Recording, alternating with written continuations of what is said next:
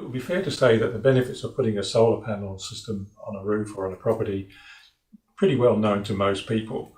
And probably the only thing stopping them is whether they've got the finance or not to be able to do it when they want to.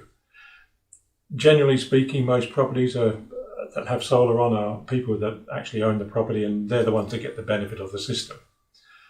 But what about landlords and tenants? In my view, I think if you put a solar system on a roof in that sort of situation, both the tenant and the landlord need to get a benefit to make it actually worthwhile. From the landlord perspective, they're probably looking at making sure they get a return on their investment.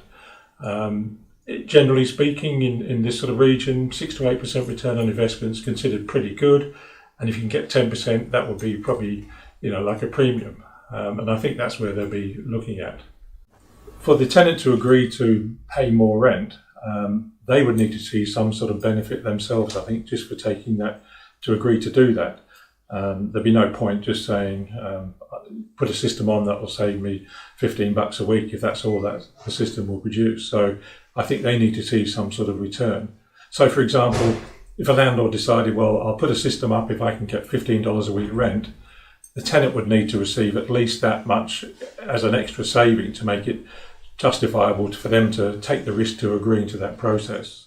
If we take that example of a landlord wanting $15 a week rent, if you multiply that by 52, that's $780 a year that he would want to try and get as an increased income. Now, if that represented a 10% return on investment, it means basically he could afford to spend $7,800 on a solar system to actually generate that income. Now, using a quality system, you're looking probably around about 4 kilowatt system, and that sort of system will produce about 120 kilowatt hours a week. Now, of those 120 kilowatt hours, approximately 60% are used in basically covering general appliances or whatever, electrical items, lights, power, whatever, and the other 40% go back into the grid. And roughly speaking, to make the numbers easy for calculation, it's about 70 kilowatt hours that you consume and 50 kilowatt hours that go back into the grid. Now, if you use the current prices you can receive 21 cents as a feed-in tariff. For 50 kilowatt hours going in a week times 21 cents is $10.50 a week. Okay.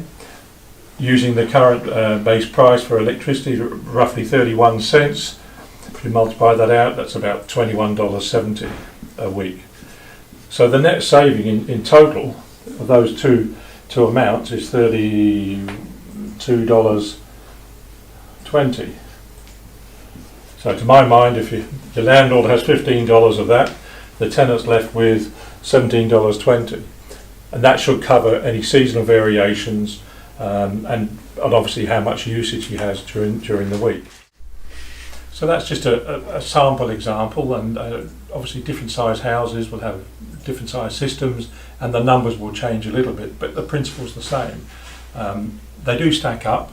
There is room for a landlord to get a good return on his investment and have a tenant that's going to be happier to have a reduced cost of living. So if you're a tenant and you want to find out what's required to reduce your power costs and to see what's a viable option in the place that you live, just give us a call at SolarWise Wagga.